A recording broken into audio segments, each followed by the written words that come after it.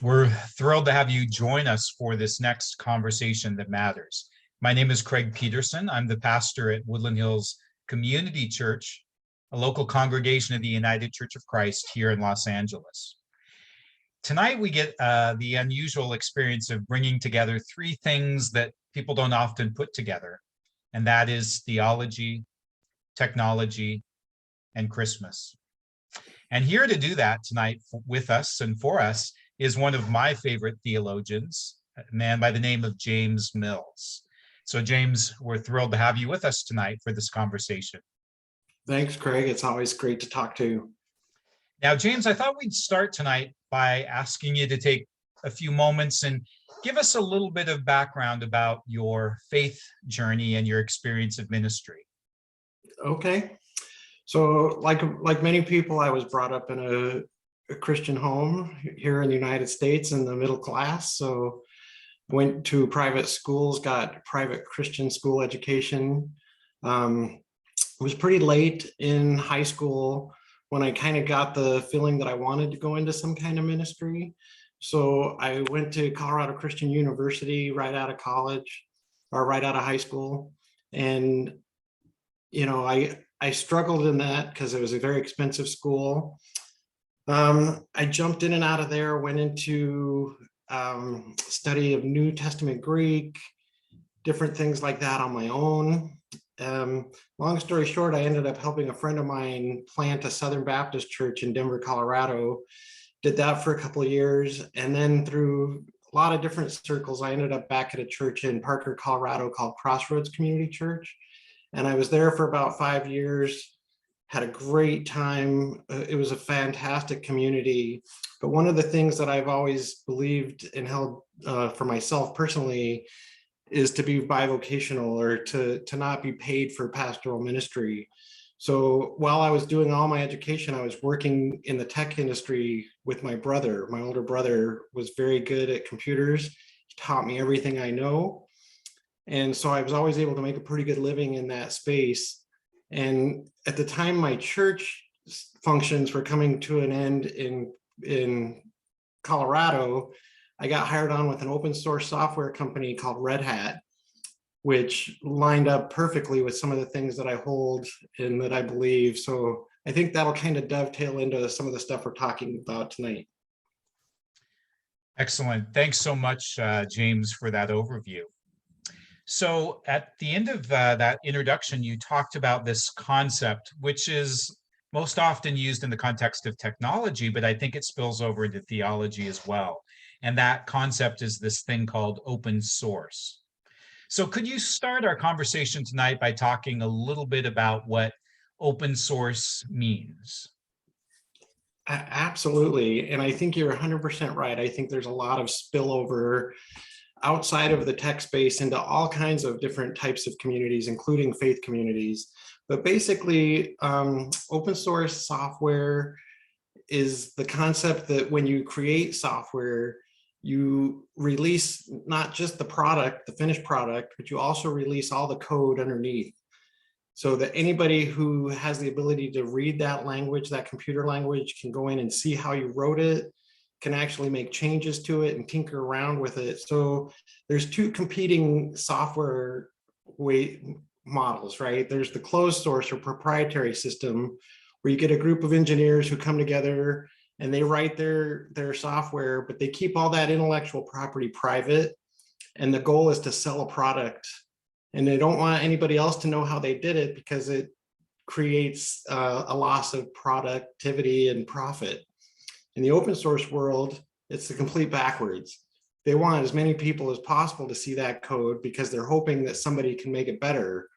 So if I release it out and you're better at it than I am, you might be able to fix it, improve upon it, and create a better product into the world. So two different ways of looking at software development, but there are important questions that come out of that, like how do we gather together as a community of people? Who holds power, right? Those kinds of things. How do we relate to one another if there's conflicts? Those kinds of things come into play in all these things, and you'll see it spills over into the theological world very well. So while open source is a term that began perhaps in the field of technology, it seems, as we've alluded to, like that concept could spill over into the realm of theology, as you said just a moment ago. So could you give us some ways in which that spillover might happen between technology and theology, where there might be some parallels? Um, yeah, there's so many great jumping off points in that conversation. I think one of the best ones is the idea of how do we organize communities together, and what does that look like? Because so many organizations and communities, they have structures that are built around those to communicate things. And once you figure out where you fit in that structure, you figure out how to communicate and participate in that structure. So if the boss tells you to do a job and you do that job, right? But in the open source community, it's a very flat culture. They believe very strongly that good ideas can come from anywhere, and that anybody who wants to can contribute to this code. So the only thing that's stopping you from doing that is your ability to be interested and learn the code and ask really good questions, and then find a problem that interests you and go in and make corrections or contributions to that. So, there's all kinds of things that come into play there that are interesting and cross over into the world of theology. Thank you, James, for that. So as you just said, James, there's all sorts of ways that can spill over. And I want to be perhaps a little more specific theologically about that spillover. So some folks might frame the coming of this Christ child as an experience where God was, you might say, open source, or moved beyond a closed source or proprietary way of being into an open source way. So could you talk about how some might frame the coming of this Christ child in that way? Yeah, that's a great and interesting way to look at this question. So I really appreciate the thought exercise here.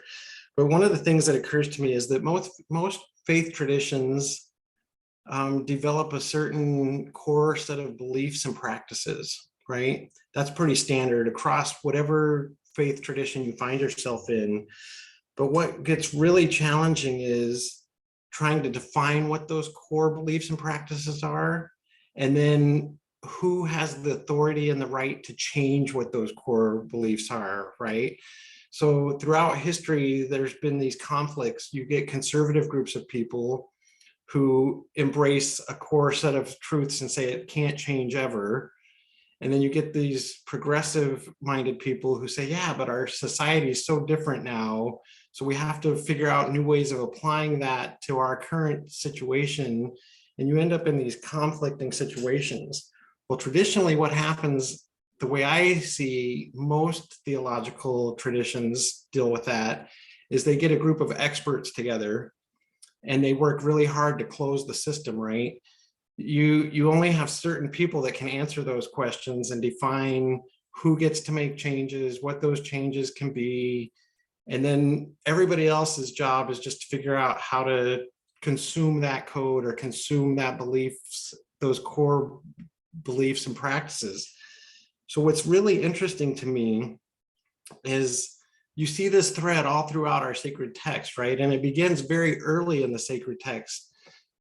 When you go back to our creation narratives, the idea of the image of God was not a novel idea, right? All of the ancient Near East traditions and religions had that concept of the image of God, but in all of them, it existed in the king or the priest. What becomes very novel in the Jewish expression of this is the image of God doesn't rest with the king and the priest, it rests with everybody. And it rests with them equally and collectively. So all of humankind has the image of God, and their task is to become stewards over God's creation, which totally turns every other belief system upside down. If you study any of the ancient Near East theologies, there's always some kind of God who creates humanity to serve God, right? And then you read the Christian narrative, and God plants this garden where it abundantly feeds the creation that he created. And he says, go steward it so that it'll be fruitful and multiply. So there's this already this antithesis between a closed source system that's built on scarcity. There's not enough to go around, so your job is to create food for the gods. To the alternative, there's so much here that it's infinite, and your job is to steward it so that you can provide for everybody else. And how you start that journey determines on where you finish. And so you follow that thread throughout the Old Testament, and you see that even the nation of Israel started to fall into these proprietary systems of having kings and following all the systems that everybody else did, and it wasn't working right.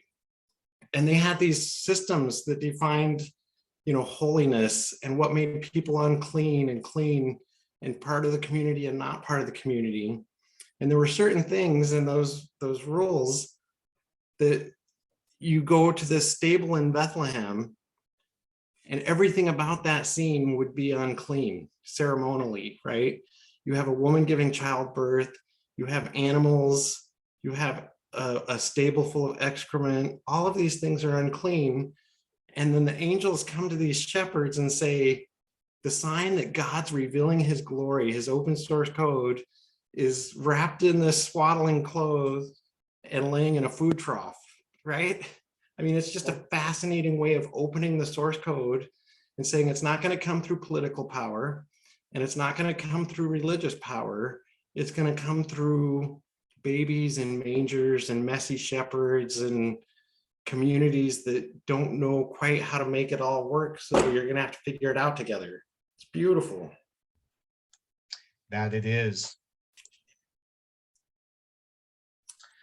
So while open source sounds amazing in theory, the sort of flattening of structure and sharing of power, as you sort of alluded to, even with the evolving experience of the nation of Israel, it seems as if inherent within us as human beings, we have a tendency to want to try to control or move in the direction of closing the source. And that can be true in terms of theology in general, or ecclesiastically in terms of church structure as well. So why do you think that is, James? Why do we think that open sourcing sounds good, but why do we tend to default to closed source? That's a really good question. It's one that I struggle with all the time. For my company, I work in an open source software company, and I'm convinced that we make the best software in the world. All the governments use it, Fortune 500 companies use it, the stock markets use it, militaries use it, but the average consumer at home doesn't use it. And it's weird to me that if you ask what operating system people use, they're going to either say Microsoft Windows or Apple, right? And nobody's ever even heard of Linux. And if you mention it, they're like, I don't even know what that is. But it's the best software in the world that all of the governments and militaries and important businesses are using on their critical systems. So it's fascinating to me that we don't know. So I think part of the issue is that for whatever reason, and you probably know more about this than I do, human beings have this tendency to want, and I think we want to push off our responsibilities to somebody else and kind of wash our hands of it. You see it early again in the creation narratives and those stories. You see this reversal of the nature of rule, right? God creates humans to be stewards over creation, but it doesn't go too far into the story where we see the woman's blaming the serpent for telling her to do something, and then the man blames the woman, and everybody's blaming each other, and they all ultimately start blaming God, and nobody wants to take responsibility. So one of the things that was fascinating to me when I was working in ministry was this whole conundrum, right? Because everybody that I ran into that wanted to start churches was having a hard time. There's a lot of obstacles and hoops to jump through and hurdles to clear if you're going to plant a church. But there's nothing that would stop any one of us from selling everything we have and becoming like Mother Teresa and going out and ministering to the poor. Nobody's going to stand in our way. Nobody's going to stop us, but nobody really wants to do that. We all want to be part of something that's big and that's successful, but we want to limit how much we have to contribute to that. We want all of the benefit without any of the commitment. And I think that's true across the board. Well, open source software doesn't really function that way. If you want to benefit, you have to learn how to be a contributor. Even if at the very minimum level, it's just reporting a bug, right? And saying, hey, this isn't working right. So somewhere along the line, we have to be able to teach people that instead of being consumers of a product that's closed, we all need to be contributors to something that's open, that invites us to make it better and participate in this redemptive work of God in the world. That's a challenge. That it is. And just to maybe tack on there, it's interesting how, at least I know for myself within the realm of technology, that there's something in the back of my mind that assumes that technology produced from closed sources or that's proprietary is somehow better in quality. That, as you alluded to, that the experts have made it, whether it's Microsoft or Apple. And so therefore, that's got to be better than what everyday Joes like you and I might contribute. And what I'm hearing from you tonight is that there's a real belief that when we collaborate and pool our intelligence and resources, that something even bigger and better than the corporate giants can be produced. Yeah, and it's the weird thing about it is the way you fund that too, right? So those closed source systems have very intelligent people. They can write code a lot better than you or I could, and they probably would put out a better product than you and I would. But what gets really interesting is they spend a lot of money on research and development. They hire great thinkers and they put them in a room and they say, make this work. Open source is completely the opposite. My company doesn't spend any money in research and development. What we do is we look at open source communities that are already making software that does a certain thing. And we monitor to see which ones of those projects are successful and start to gather a community around them. And then we figure out how can we help that community make better software. So when you start to scale this out to thousands and hundreds of thousands of people writing code instead of just 20 smart people in a room, the more people that are involved, you start to see the mistakes and you start to notice bugs earlier, and you're releasing code so fast that you can fix it even faster, right? If one of the big software companies releases something that has a bug in it, it takes them 6 months to fix it. But if you have a couple 100,000 people working on the code, they can fix it in 2 minutes and have that patch ready to go. So it's a challenging way to look at it, but it definitely leads to much better software. Thanks. So James, you talked a moment ago about the benefits in the field of technology from open sourcing. And I believe that we in the church could benefit from moving in the direction of becoming more open source based. What are some benefits or things that we could learn from moving in that direction as the church? Wow, that's a great question. It's something that I really wrestled with when I was a pastoral steward in Parker, Colorado, because we were always coming up against this challenge in our own church, right? But there's this one small story that I'd like to share about when I first started doing open source. I had a laptop that my sister had given me, and my goal was to run only open source software on that laptop. I wanted all the code to be open source software. And for whatever reason, I could not get my sound card to work on this laptop when I would install the Linux operating system. It just wasn't working. The drivers for my hardware weren't compatible. So I went into the community bulletin boards and I asked a question, how do I get this to work? And I got met with a very, very common in the open source world acronym RTFM, which is read the F manual, right? The friendly manual. Read the friendly manual. And I thought, wow, these people are so rude. They won't answer my question. So I went and I read the manual and I figured out what I needed to do, and it still wouldn't work. But I came back to the community and I asked a better question. I said, okay, I read the manual and I compiled my driver, but it's still not working. And I noticed when I asked a better question, I would get a better answer. So instead of the rude read the manual, I got, well, what do the logs say? And I'm like, well, where are the logs? And every step of the way, they never gave me the answer. They taught me how to find the answer. And it wasn't until the end of that, when I compiled a kernel for the first time without a sound driver and got everything working, that I realized they weren't trying to help me get this operating system to work. They were trying to help me learn how to make the operating system work. And I thought, wouldn't that be great if communities of faith worked like that? Because people come into our churches and our communities and they have problems that are very real. And so often we give them an answer and we send them on their way, but we've never taught them how to find the answer. We just give them an answer, and it might not even be the right answer. So I think one of the things we can learn as communities of faith is, we have a huge responsibility to equip people for works of ministry. And part of that is an educational task, a pedagogical task. We need to teach them how to find the answers instead of just giving them the answers. And then not only that, but empower them to then share that answer with other people, right? Beautiful. Thank you. So James, as we think about what the church might learn or how they might benefit from open sourcing, I think back over the last 30 or 40 years in ministry.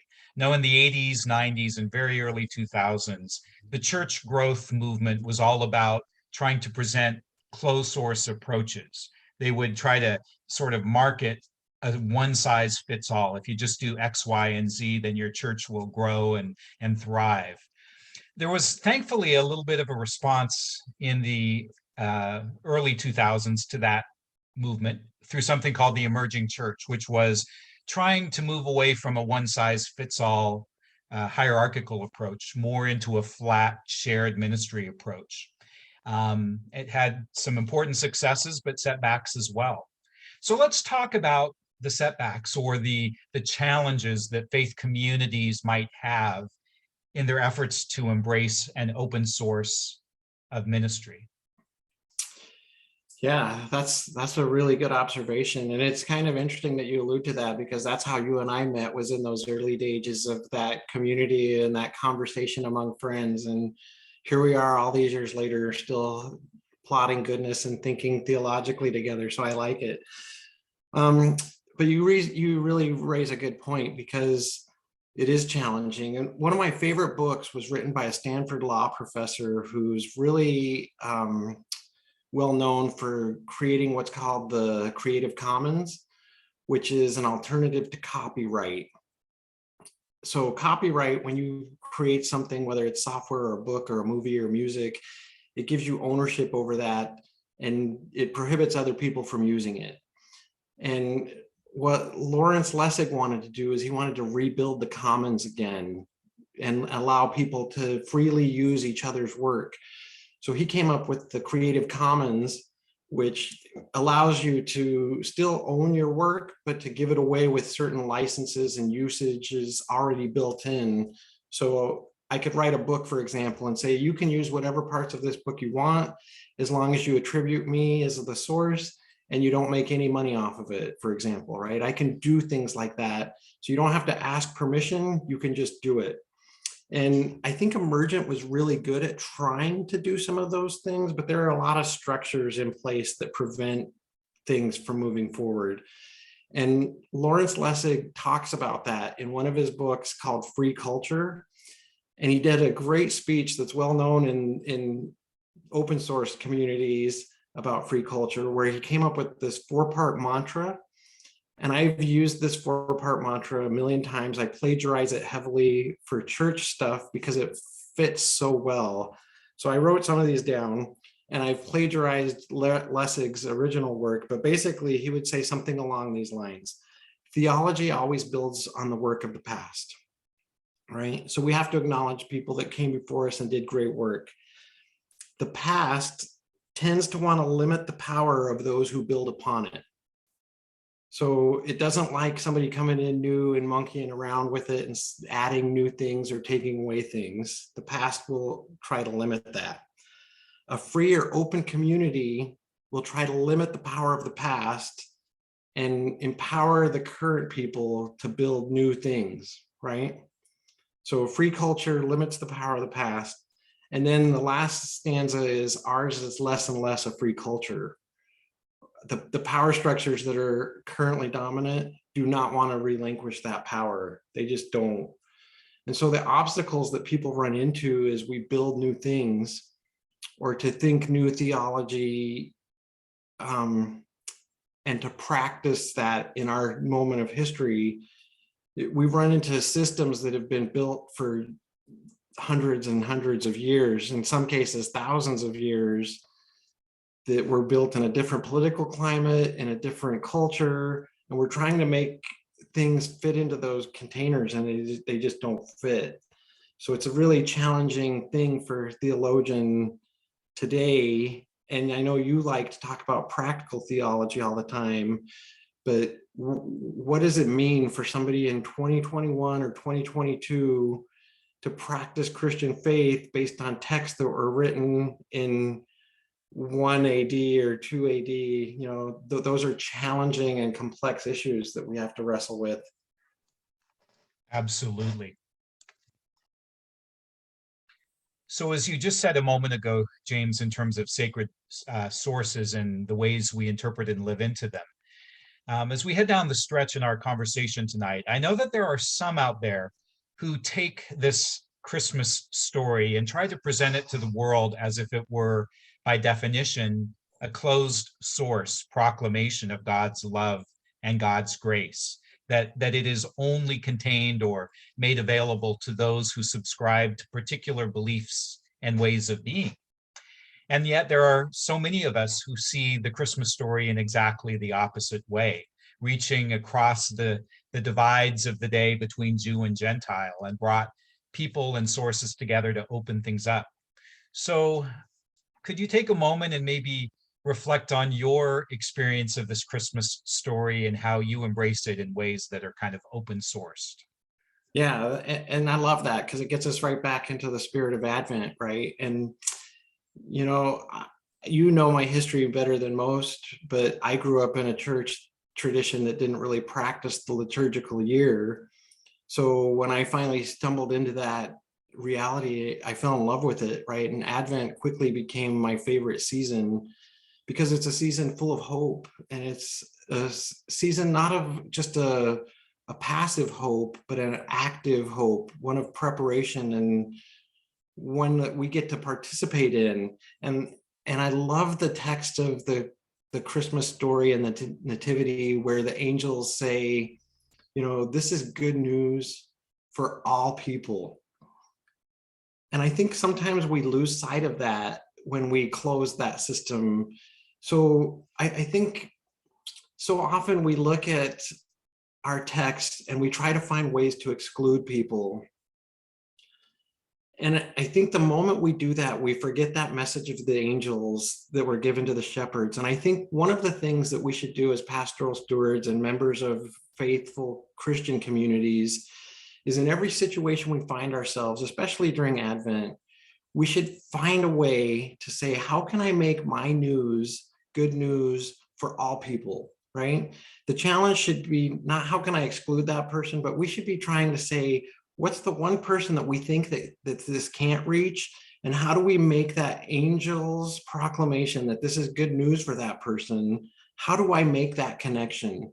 Because that's the code that needs to be written today. And that's the code that, you know, we have the open source code. Jesus gave us the thing, right? There's two basic core components of our code: love God and love your neighbor. And if we do that and we find ways to put that into practice, we're going to be writing code for the next generation and the generation after that that's embracing and practices the will to embrace instead of the will to exclude, and will fulfill the passage that Matthew says came in the birth of Christ. God is with us, not just us, you and me, Craig, but us, the whole world. And whenever we encounter somebody that we think is beyond that good news, it's our task to figure out to write the code that reaches to those people and include them. That's the message of Christmas. Good news indeed. Thank you. So, James, as we close tonight, and many of us I know are trying to figure out what the world on the other side of COVID will look like. And so many different fields are wrestling with that question in profoundly new ways. I'm just a few miles from Hollywood, for instance, and I know that the whole definition of what entertainment and movies are about has changed in the last few years. Used to be just movie theater based, and now we're streaming and accessing entertainment in a variety of ways. I know financial markets are moving beyond the traditional markets into things like cryptocurrency. So as we look to the future after this global pandemic has passed, what do you see happening, especially if the Christian community were to make a commitment to pursue open sourcing? What might lie ahead? Wow, those are great questions. The challenge is always trying to find a way to make open source concepts fit into our world, right? The thing that I love about open source is it's not really a technical thing, it's a sociological thing. It's a way of looking at the world that says we don't have to buy into a belief that things are scarce and that we're competing for a piece of the pie. And if somebody else gets pie, that means there's not enough for me. We can put that on the shelf and say, we believe in a system where it started in a garden that was provided by an infinite God, and it has an infinite source. And so we can never run out. No matter how much I try to give, there's always going to be more. So I don't have to worry about my slice of the pie. What I do have to worry about is if I have 2 coats and my neighbor doesn't have a coat, I should probably give him one of my coats, because there's plenty to go around. We just need to find a way to share that. You know, I get really frustrated when I look at, like when I was at my church many years ago, I looked at the most wealthy churches in the world. And at that time, like 6 or 7 of the top religions of the world were Christian based. We have a lot of resources at our disposal that could make a huge impact in the world. And instead of opening that up and giving that away, we try to make it into closed source and get more people to give us what little they have to keep our structures going, you know? So I think we need to find ways to start shifting that upside down, just like all these narratives of our texts do, right?